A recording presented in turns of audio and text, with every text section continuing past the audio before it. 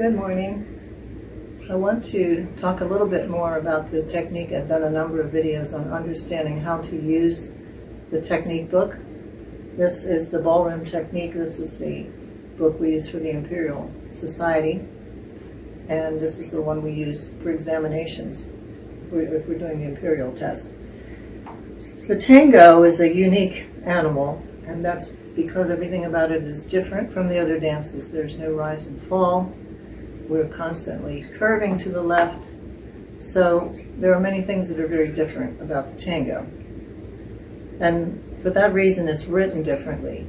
And so this can be confusing if you're studying for your test, how to remember if you're asked in the alignment and direction column to explain that. So this will be a little bit of a technical explanation. So whether or not that's practical for you using it in your teaching or not, it certainly is for your examination. And I think it will help to drive home the unique characteristics of the tango. So specifically, we're going to look on page 99. Now, this is where we have the 97 is the tango list of all the figures, and then we have a few notes about tango. And the one I want to address and give some examples on: direction and alignment, and that is one of the columns. So, of course, it is one of the questions you could be asked on your examination. Two simple lines here, but then we're going to apply it in some of the descriptions. Direction and alignment. All forward and backward steps are directional, with the exception of two steps. Those two steps are both, for the lady, it's step 2 of the rock turn and step 3 of the fall away promenade. We'll talk about that in a minute. All others are alignments, like they are in the other dances, and some are both, such as promenade and fall away positions.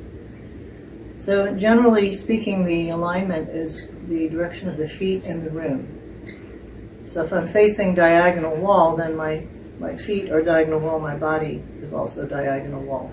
If the body is different from the feet, there's usually something mentioned. You'll either have a pointing alignment, you'll have a description of body turns less, so there are other explanations for that. Now, because in the tango, you're always curving. So for the man, when he's moving forward, he steps forward in CBMP with his left foot on every normal step. And every normal step forward with the right foot is taken with the right side lead or the right shoulder lead, is what some of the original books would say. They've changed that to right side, but it's the same thing. And so this would be the same for both partners. And then when we're moving backward, every normal step back would be in CBMP with the right foot, and every normal step back with the left foot would be taken with a left shoulder lead or left side lead. Now you're saying, well, why is it left side lead when this one is forward? It's the direction you're traveling in. So if we're traveling backward, then that would be the left shoulder lead. And if we're traveling forward, it would be the right side lead, the right shoulder lead.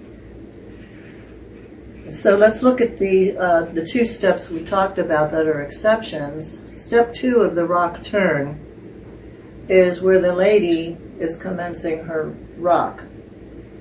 When she moves her foot into position, she does not have a right shoulder lead. So at that moment, her body and her feet are agreeing like they would in the other dances. So that is an exception to a forward or back step given as a direction.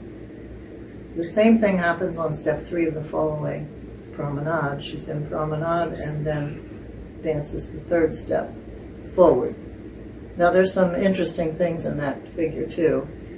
The lady doesn't originally step in CBMP, but as her body agrees with the man's rotation, it becomes a step in CBMP.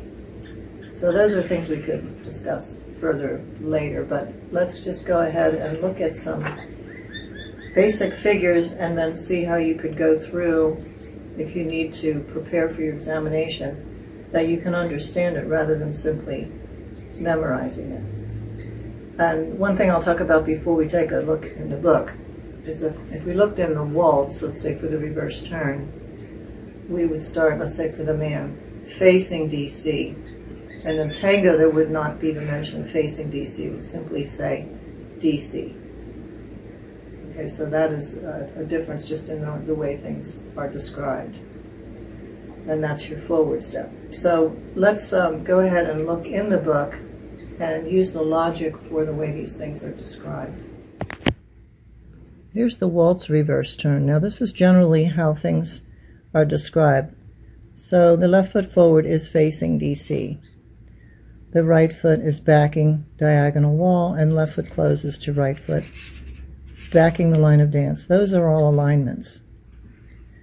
The right foot goes back, backing the line of dance, left foot to the side, pointing diagonal wall, and the right foot closes to the left foot. Every one of those is what we would call an alignment, and so there you see under the alignment column, it simply says alignment. So we're going to turn to the tango.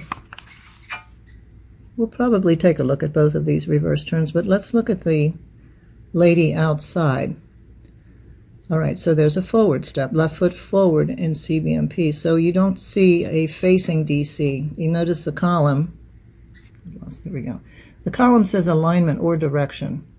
So step one there for the man is a direction. Now, right foot to the side. Why does that say backing diagonal wall? That's because that is not a forward or back step.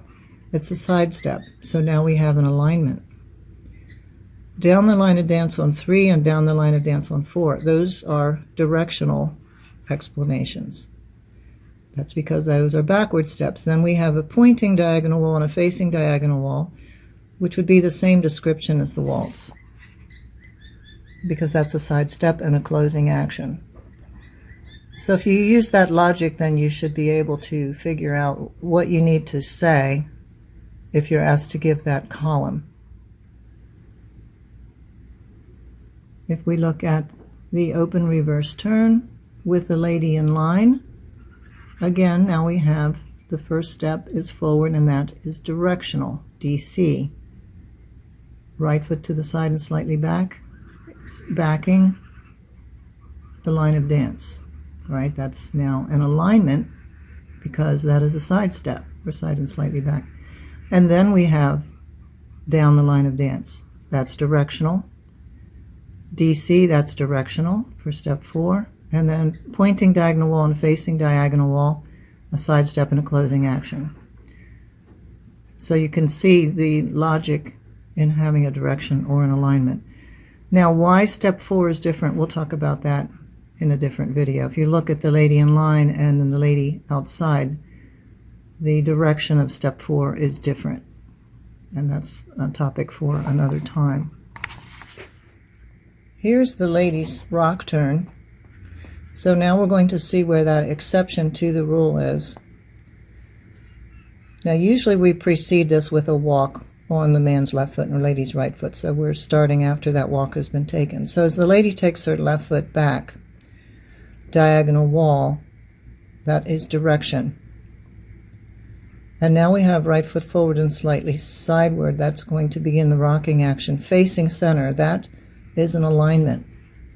And why is that different? She does not have the normal right side lead or right shoulder lead. So that becomes an exception to the rule of a forward step being directional. Then you go back to direction. DW against line of dance, DC, and so on. So you can see wherever you have alignments, those are different than forward and backward steps. Now, as far as some are both, if we look at any promenade figure, then we'll see that we have in that column alignment or direction that we will have both. The figure we'll look at here, this is a silver or licentiate figure, the fall away promenade, because we have a number of things to talk about there. So the exceptions where we have both alignment and direction would be promenade and fall away position. So you can see that we have that. Now technically the man's first step in promenade is a side step, not a forward step, and then his second step is forward and across in promenade position at CBMP. Those are promenade steps, and you'll see we have along the line of dance pointing diagonal wall. So we have both direction and alignment there. Left foot to the side, backing almost DC, that's an alignment, that's a side step. But then we have two steps in fall away. The next two steps are in fall away, so we have both. 2 center and backing DC, 2 center with left foot pointing to wall, so we have direction and alignment, because those are the unique characteristics of fall away and promenade. And then when the foot closes, we are facing wall, so now we're back to alignment. So we'll take a look at the lady, because here's one of the exceptions to the forward step not having a direction. So again, if you look at the first 2 steps there, you'll see a little bit of a difference there. Along the line of dance pointing DC, so that first step, that is a side step, but it is a promenade step, so we have both. Now the second step, the left foot forward and across in promenade position in CBMP. Now she's pointing down the line of dance, so that's because of the man's commence to move across into the fall away position. And step 3 now is our exception to look at.